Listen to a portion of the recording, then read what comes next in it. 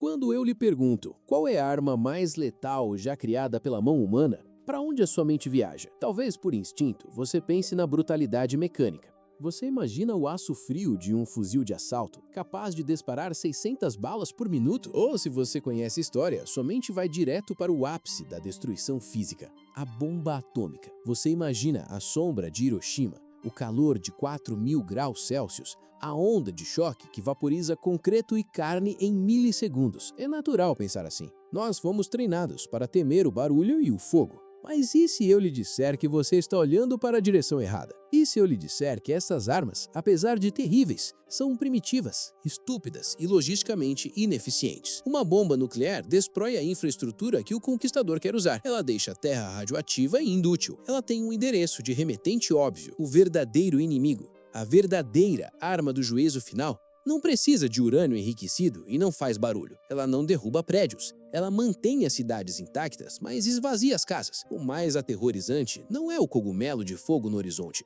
É o fato de que a arma mais letal da história pode estar flutuando agora, invisível, a centímetros do seu rosto, pegando carona na sua respiração.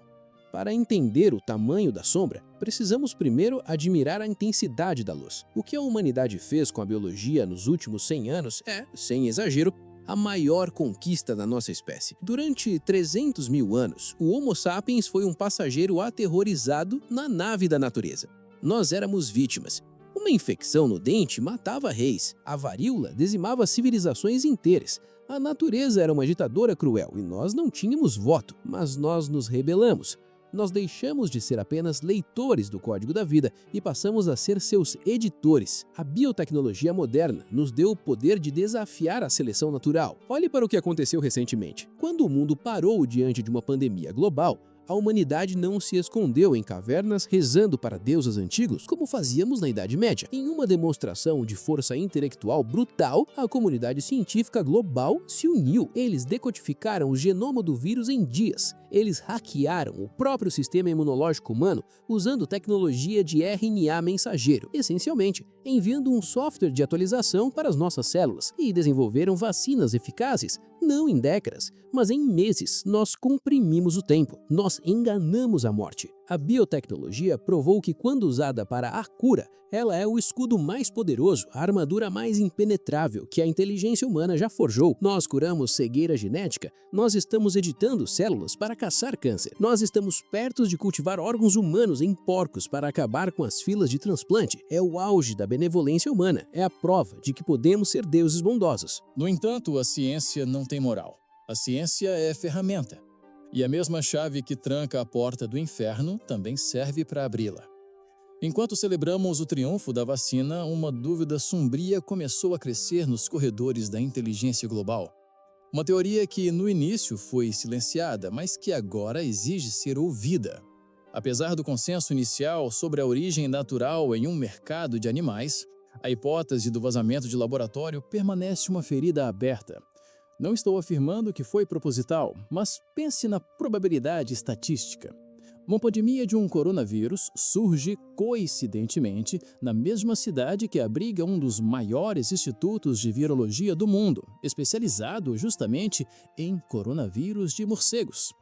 A simples possibilidade de que o vírus que parou a economia global e matou bilhões não tenha vindo de um morcego numa sopa, mas sim de um erro humano, de um jaleco mal descontaminado ou de um filtro de ar defeituoso, muda completamente a história da nossa espécie.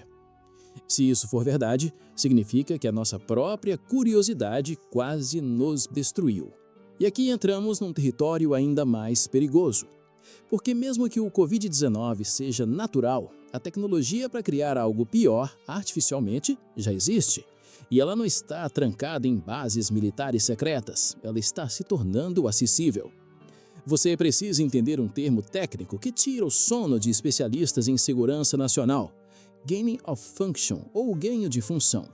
Em laboratórios de alta segurança, cientistas pegam vírus que já existem na natureza, vírus que talvez só afetem animais ou que sejam pouco transmissíveis, e os modificam propositalmente. Eles forçam a evolução, eles aceleram mudações para tornar o vírus mais letal e mais contagioso.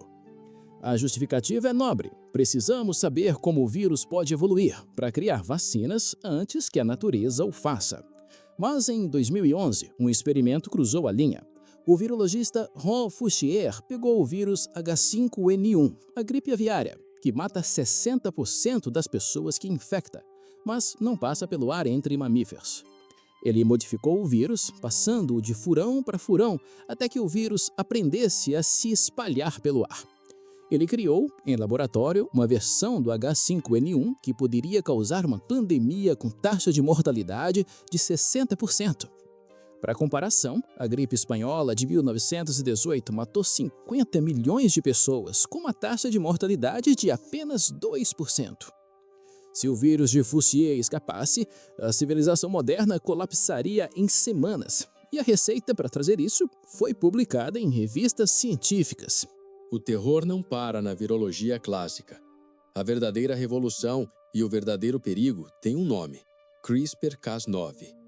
Imagine que o DNA é um livro de 3 bilhões de letras. Antes, tentar mudar esse livro era como tentar reescrever uma página usando uma marreta. O CRISPR nos deu uma caneta fina e uma borracha. Agora, podemos encontrar uma letra específica no código genético e trocá-la. Podemos cortar e colar a vida como se fosse um arquivo de Word. Isso permitiu avanços médicos incríveis, mas também abriu a porta para o design de bebês e para o bioterrorismo de garagem. Em 2018, o cientista chinês He Jiankui chocou o mundo ao anunciar que tinha criado os primeiros bebês geneticamente modificados da história, as gêmeas Lulu e Nana. Ele usou CRISPR para alterar o DNA delas ainda em embriões, tentando torná-las imunes ao HIV. O experimento foi considerado antiético, perigoso e ele foi preso, mas a caixa de Pandora foi aberta. Se ele fez isso para proteger contra o HIV, o que impede um governo de usar a mesma tecnologia para criar soldados que não sentem medo, que têm mais massa muscular ou que obedecem ordens cegamente? Estamos no limiar de criar uma subespécie humana. E pior, a síntese digital de DNA. Hoje, você não precisa ter o vírus físico para replicá-lo. Se você tiver a sequência digital ou o código, você pode enviá-lo para uma impressora de DNA.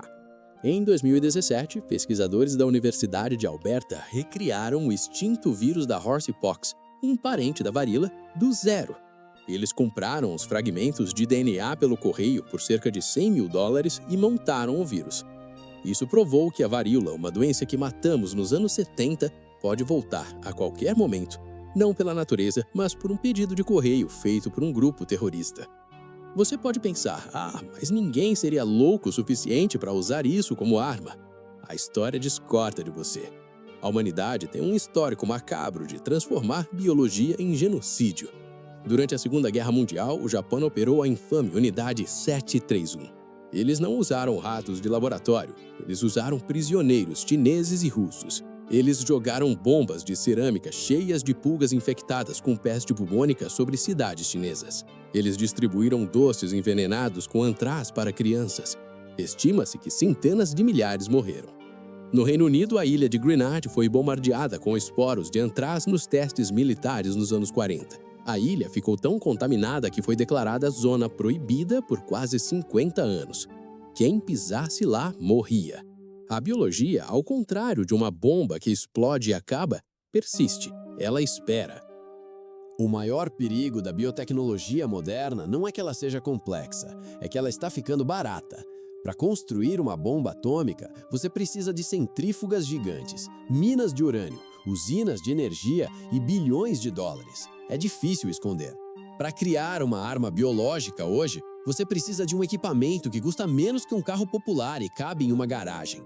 O movimento Biohacker mostra que adolescentes já conseguem fazer engenharia genética básica em casa. Estamos caminhando para um futuro onde um estudante de biologia revoltado, um lobo solitário extremista, terá em seu porão o mesmo poder destrutivo que uma superpotência nuclear. É a democratização da destruição. A arma mais letal está deixando de ser exclusividade dos estados e passando para as mãos dos indivíduos. Isso nos coloca diante do abismo filosófico final. A biotecnologia é o grande filtro da humanidade. A arma biológica é a encarnação suprema da dualidade humana. Ela é, em essência, uma ferramenta neutra. Nas mãos de pessoas ruins, tiranos, fanáticos, nihilistas, ela é a foice da morte. É a capacidade de criar um patógeno étnico seletivo que mata apenas pessoas com certas características genéticas. É a capacidade de esterilizar uma população inteira silenciosamente, através de um vírus modificado. É o fim da história. Mas, nas mãos de pessoas boas, os médicos, os pesquisadores, os sonhadores, ela é o cálice sagrado. Ele é o fim do câncer, o fim da demência, a extensão da vida, a cura da fome através de plantas super resistentes. A arma mais letal da humanidade é, ironicamente, a nossa única esperança real de sobrevivência a longo prazo. Sem a biotecnologia, seremos sempre escravos da natureza. Com ela, nos tornamos mestres. A pergunta que vai definir o nosso século não é o que a tecnologia pode fazer, mas sim quem estará segurando a pipeta quando o próximo vírus for desenhado.